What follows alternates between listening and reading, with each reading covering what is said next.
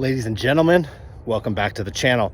Lots of happenings in the sports card world yesterday that we'll discuss here on today's show. So first thing is we have backyard breaks, and I'll put a picture of them up here. And I think it's kind of fitting. We'll leave them up. So first of all, the way this scandal kind of unraveled is these guys had some kind of break that they were doing.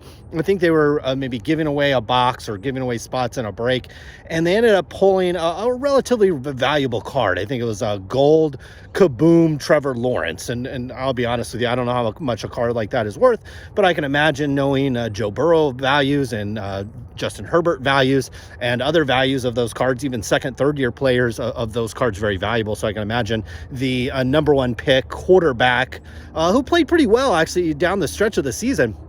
I can imagine his gold Kaboom is worth quite a bit of money. So a very desirable card in a lot of different ways. And so the way it started to unravel, it looked like they supposedly gave the card away, and then they kind of relented on that. And then the next day they kind of doubled down on their kind of scam that they were running is they clearly didn't want to give the card away for free. They either wanted to get more publicity out of it or end up, my guess is ultimately keeping the cards for themselves or selling the card for themselves.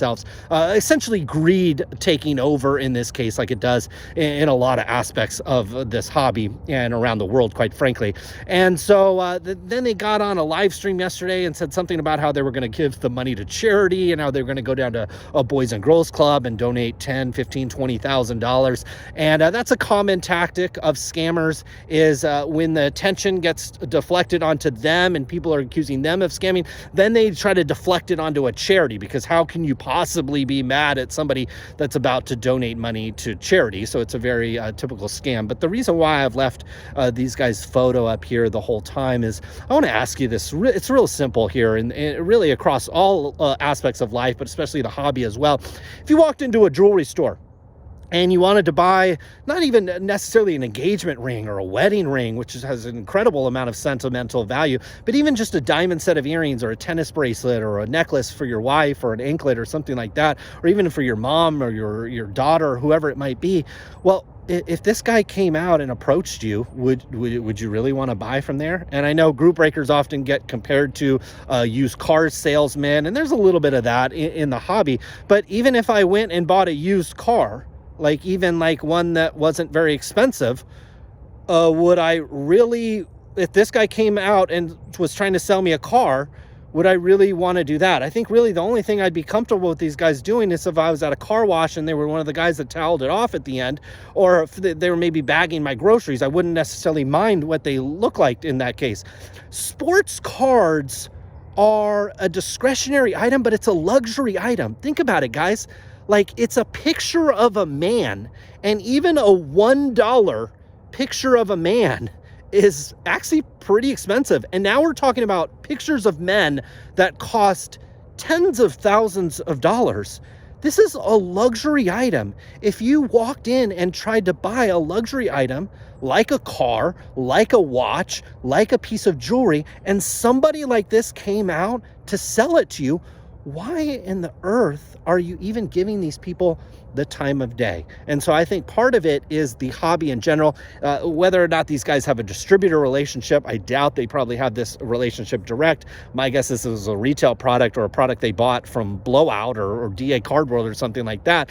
And so anybody can get this stuff and sell it, but not we as a hobby don't necessarily have to pay attention to these people's streams, give them our business, give them our money. I know product is in tight supply and high demand, and certainly when cards like this get pulled, it brings a lot of attention to it. But just be a little bit smarter with who we're dealing with. And my hope is with fanatics coming in and eventually controlling the entire supply chain of trading cards, yes, you will still be able to buy product at retail and break it and stream it on Twitch or whatever platform you decide to do.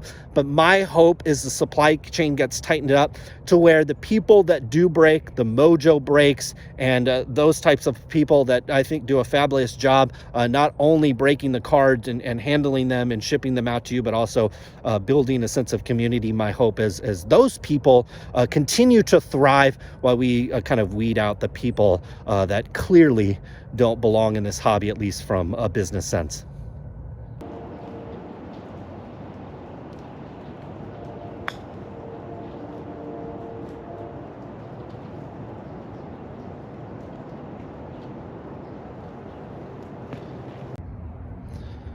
So the next major thing that happened in the hobby yesterday is you had Logan Paul drop his video here on YouTube, which I just thought was fantastic. He teased it. He set it up really well. There's a reason why the guy has 20-something million subscribers. I just crossed 100,000 on a channel. I thought I was doing really well and worked really hard. I can't imagine the amount of work and dedication that it took to develop that kind of audience. So I really appreciated what he posted from an entertainment value. I'm sure that guy makes a bad day for him, or a bad week, is probably in that $3 million range.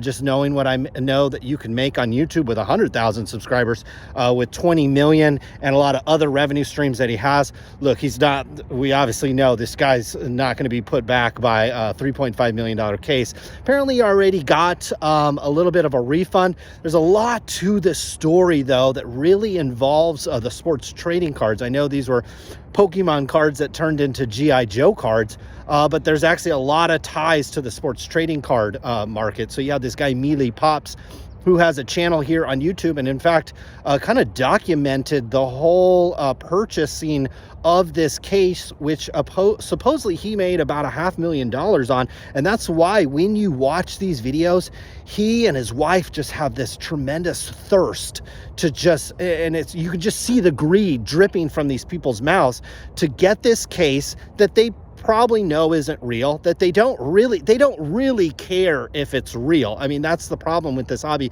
is a lot of times you get these dealers, they don't care if this stuff is real. And so all he knew is he had a relationship with the guy over at Baseball Card Exchange, which, look, I've actually exchanged DMs on Instagram with this guy numerous times, not just on one occasion, but dozens of occasions actually conversed with this guy, and it's always been positive.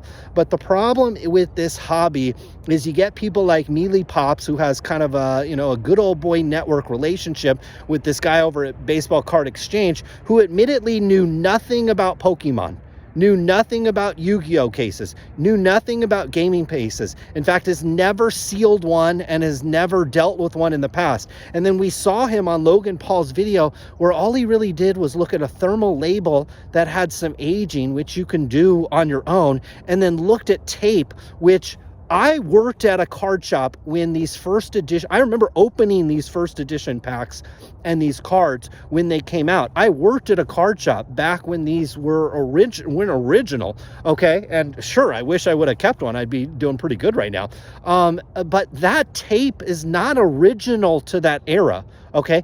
Maybe the boxes, but that tape is not original to that era and original to Wizards of Coast. None of that looked correct. In fact, in the Pokemon community, it took people less than 20 or 30 minutes to figure out this case was not real. In fact, this case was for sale on eBay for a very long time. In fact, and nobody bought it because everybody knew it wasn't real. And so that is the problem with these authenticators like Baseball Card Exchange. Look, there's exquisite cases out there. There's probably 86, 87 Fleer cases. There's stuff that Baseball Card Exchange has wrapped in the sports card market that I guarantee you has the equivalent to G.I. Joe packs and cards inside. Okay, if the Pokemon got by him, again, this was something he had absolutely no experience in.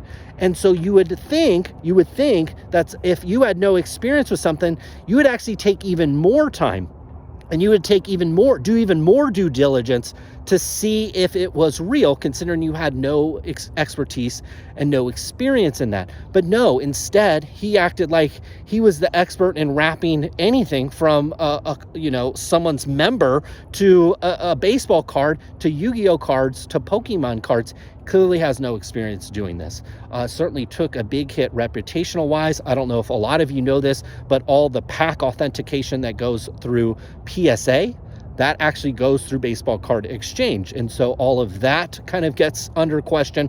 And look, some of this stuff is probably real. It's probably authentic.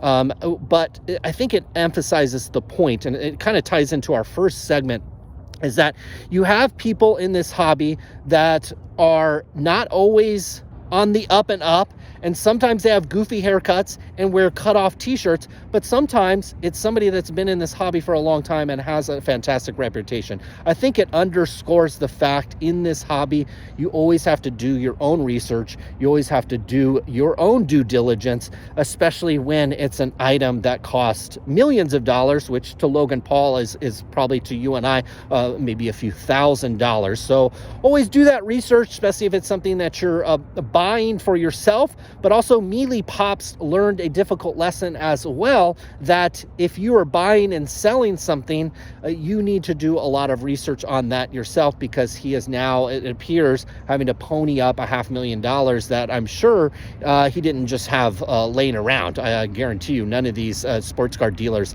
have that kind of money just sitting around ready to give for a case and a product that didn't necessarily go their way. So again, I think it goes without saying, when it comes to breakers with funky haircuts and cut off t-shirts and sound like used car salesmen, you got to be careful. But in the same sense, someone like Baseball Card Exchange, who had a pretty well-known reputation and a solid reputation within this community of sports cards, well, you got to be careful there as well.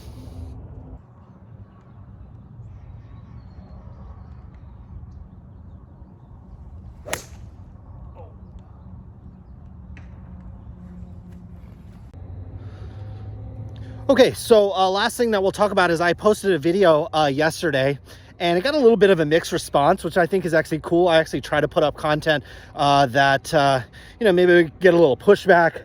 Maybe people won't really expect. I actually think that if you're watching content that you 100% agree with and you're constantly on board, you're just a sheep. You're just, you're not really challenging yourself enough. I often listen to people with different opinions of mine and, those types of things. But what's also came very apparent is not a lot of you guys are actually in that business mindset. You're in that card collector mindset, which is totally cool. I'm not criticizing anybody. In fact, some of my most favorite people in this hobby that I follow just from afar, not people that I necessarily know personally, but one guy I follow on Twitter is this 1 million Cubs guy, and he's trying to collect 1 million Cubs cards, and I like following his journey.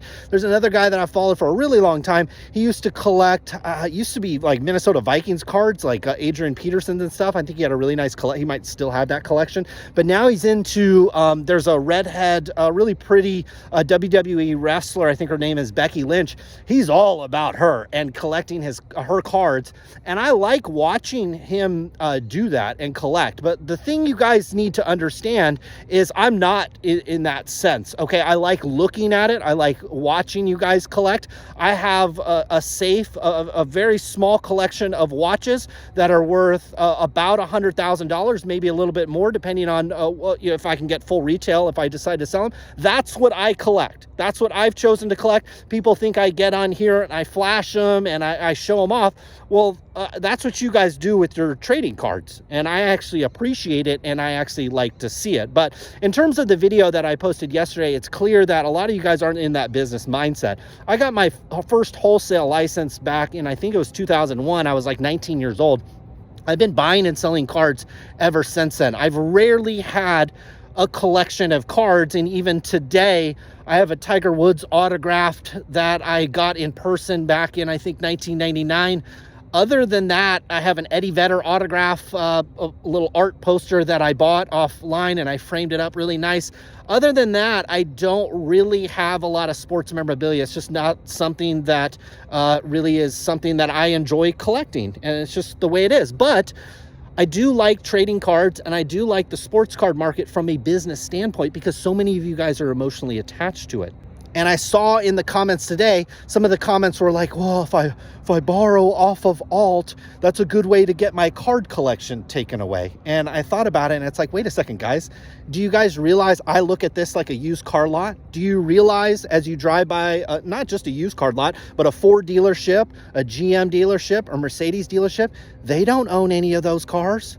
They're doing the exact same thing I described yesterday. They've taken out a loan to buy a car that they're paying a 1% interest rate on every month. That's why if a car's been sitting on a lot for a while, the dealer is more willing to deal with you because they're paying interest on it every month. And the longer it sits there, the more interest they pay. Their goal is to get a car, and before the interest even hits, they've already sold that car.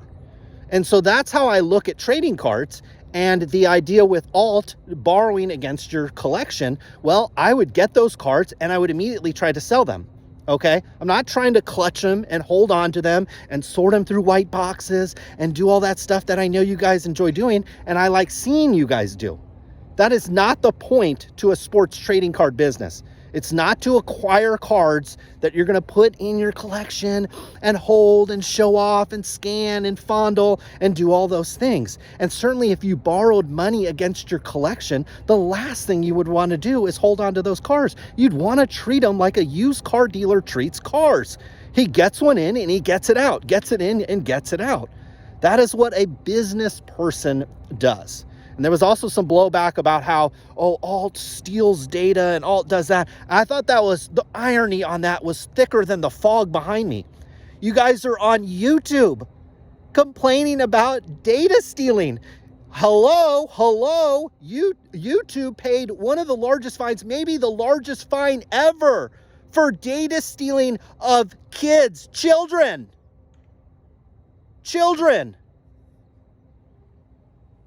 Not adult, children. And that's why when you upload a video to YouTube, you have to say all these things. Oh, there's no kids in it. It's not meant for kids. And you got to blur the kids' faces out. Not because YouTube wanted to do that. It's because they literally got fined and got bee-slapped because of that. Okay, so I found it incredibly rich that you're here on YouTube complaining about data stealing for a company. Come on. What company has not had their data stolen and been hacked? Come on, at this point, guys, anything that you put online is going to get stolen. It's going to get hacked. If you're not comfortable with that, turn off your computer, erase all your data and your passwords and your social media accounts. I guarantee you guys are on Facebook. Guarantee you guys are on eBay. There's a lawsuit right now with PayPal where they're actually actively taking people's money. Some of you might have even experienced this, where PayPal actually freezes your fund. I guarantee you guys use PayPal. So no company is perfect. No company I get on here and talk about is perfect. But the key thing is, so many of you look at this hobby from, I'm a fondler, I'm a collector, I would never get rid of my cards, I'd never borrow money against the cards. Well, look, if you had that idea in your mind about real estate, about a used car dealership, about a retailer like Walmart and Target and Nike, well, you'd never be successful, because all those companies that I just described to you did the exact same thing that I said to you yesterday. They take out loans, they buy inventory, and they sell that inventory as fast as they can. If you don't understand that and that doesn't make sense to you, well, you're probably not going to be very good at business and making money.